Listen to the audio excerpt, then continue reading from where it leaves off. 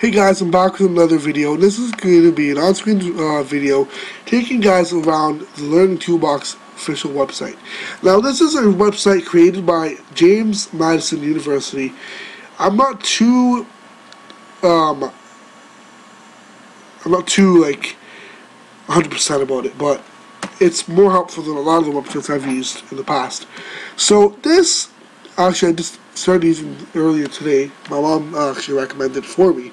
And it has a lot of very useful things. So I thought other kids with ADHD probably don't know about this website, and it's helpful to me, so maybe it's probably helpful for them too. So this isn't only direct towards ADHD, it directs towards being bipolar, which is not a disease. Some people call it diseases. It's not something really bad in the sense like it's not infectious. It's not, it can be hereditary, not infectious. It's not like, shit, I touched you, now you have now you're bipolar. No. It's more of more like you get mood swings, right? Or you can become violent. It depends on how bad it is. Thankfully, I'm not bipolar. Then there's ADHD, attention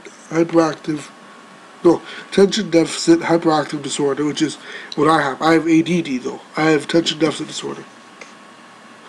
I myself am not hyperactive. I'm not going to go flip out random freaking times.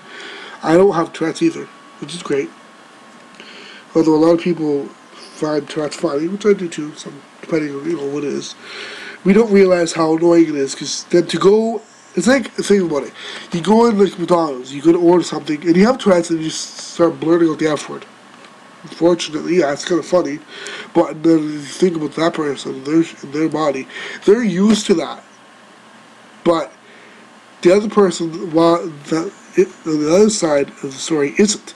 So they might take it and think they're lying about the fact that they have Tourette's, and take it as they're just saying that so they can swear, and then not serve them. So it really does come with complications, and everything does. Like I've had teachers that had just really hard times dealing with the fact that I have ADHD, because they didn't know how to cope with the fact that I didn't understand. They didn't know exactly how to explain it properly in more detail or at all. So over here you have three options. You have I'm a student, I'm a teacher, and I'm a parent. Let's obviously start off with I'm a student. So you come here and it's very, very like into it. It's right there. It's like just very there. I don't know how to say it. Like very like open. So it's very like direct in this sense. It shows exactly what you want to see, right? So getting started, is here. This is the website that includes tools to help you improve in the academic areas of math, organization, study skills, test-taking skills, note-taking, reading, writing, and advanced thinking. Those are the 8 categories. So, your academic areas. I don't like to look at ADHD as a learning disorder. A lot of people now change it to a learning difference. The reason why we do that is because, as my friend, he has this freaking issue all the time with people call it disorder, because it like puts him on it really annoys him, maybe offends him, but I don't know. And it basically, to him, means that you're stupid. But a disorder is not necessarily you're stupid or you're not. It's not you can choose necessarily to have it or not. You can choose whether to improve or not, but you can't choose to have it or not. But, sorry, I have to yawn. Regardless about the fact that it's not something we can choose, it's like being gay. I can't choose whether to be gay. I can't choose whether to be born gay or not, sorry. I can choose whether to be gay. I can choose whether to like the fact that I'm gay or not. I'm not gay myself, but I'm just saying, if I was gay, I could choose, to be okay with that or not. Most people are not okay with the fact that they're gay. I don't see what's wrong with it. Yeah, it's against my religion, but, so. Now, anyways, That was off. So this basically is a very good list right here. These are all 9 very good things. Becoming an effective learner. The best thing that I found was the multiple strategies. Sorry, here. I think it is. No.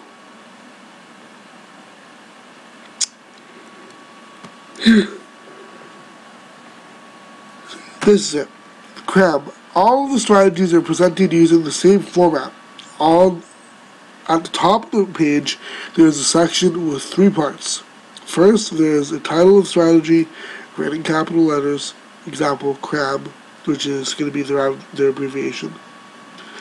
The title of the strategy represents the steps that you follow in the strategy. There are 4 letters in CRAB, and there are 4 steps in the strategy. Each letter then obviously thus representing each step. So if it had 8 letters, that's 8 steps, and each letter represents each step. So you click here for more, you do that, that's page 2, and more and more and more. So you guys can go on and on and on about it. So it's a very continued thing. And the great thing is, so you don't lose track and forget which part you're on, so you can remember what you're on. When you go to the next part, is it shows page 307. Right here. Sorry, I'm really tired. It's almost 10:30. Holy crap! So it shows what page I'm on. Then exactly it puts that exactly underneath where I'm at. I'm here. Okay, getting started. I click more, and it shows the same thing over here. Look at that. So that's great. That's great. The sitemap, however, we'll get into the other two, the teacher impaired mode, but first I want to get quickly into the sitemap so I don't waste a lot of time, is basically all the academic strategy areas. Organization, these are all 8. Test taking, study skills, note taking, reading, writing, math, and advanced thinking. The way I think of it when it comes to advanced thinking is foreshadowing, which is another word for basically saying it's a word. It means to think ahead, like kind of think like in the future, like to say I want to skip. Then you think in advance. If I skip, what's going to happen? My teacher's going to get mad because yeah, I skipped. You're not supposed to. Then I'm going to have work to catch up on. That doesn't get you anywhere. Plus, you skip, you're going to go home anyways at some point. So, you didn't learn. If you're going to skip, don't bother going to school. But yeah, I only skipped twice. The second time I skipped was actually on my own. I went to a Tim Hortons, I think. No, coffee time, I think. Or somewhere. Tim Hortons, coffee time, somewhere. Stayed for 75 minutes. Really boring. Alone. Anyways, so that's why I don't skip, because it's not really much to do. Really skip most stuff around where I live. In my school is like fast food. It's not like good like a mall. So this is very good. Like I find that study skills, I'm good at studying. I have a photographic memory that's really all that I need. It's great. Again, most of these are abbreviations, which are each letter representing the first letter of each step. So break, look, break is the R, let's just keep it R, is the first letter of recite, which is as well the second letter of break, which is abbreviation. Break, memorizing into short time periods. I would have used break, considering it's the actual abbreviation itself. I wouldn't have used that word as the definition of the first letter, for the first word. Recite information aloud, which is repeat it out loud, or say it out loud, read it out loud. Like for instance, I write a news report, like I did the other day. I handed it in. I didn't read it out loud to myself. I just read it in my mind. Or even read it out loud to yourself sometimes doesn't help. Have someone else read it out loud to you. Sounds a little different, right? Because when you write stuff the way you write it, and then you're probably not going to realize when you make mistakes, right? So this is very good. I'm getting like such a great feeling about this website, and that's going to help me myself personally, just amazingly. So as a health example, geography example, footprint.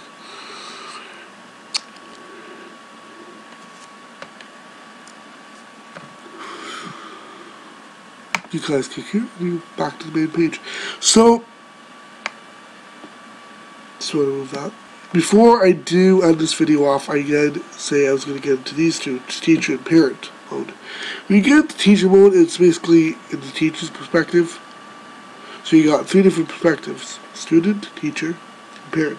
Student being the lowest, teacher being, more of like the parent side, but teaching, self-explanatory for the name. The parent office, the parent's perspective, purpose, rational, all that great shit there. So then from here you go to student, parent, or teacher, parent, about us, and contact us. So this is basically all you guys will have to know. If you guys want more in-depth information, have any questions about the website, or maybe you want me to explain things a little differently, or anything I mentioned in the video, you guys can ask me in the comments. So if you guys do have the time, just go check it out. Link might be in the description, not right away, so I don't know if I will put it at all. Even so, for now, just you guys gotta probably like hold back on this. So, anyways, thanks for watching, guys. Rate, subscribe, and comment, something like and share. And I hope you guys enjoyed this walkthrough of a website, I guess, if I can call it that. And I hope you guys come in handy. Till next time, thanks for watching, and great learning.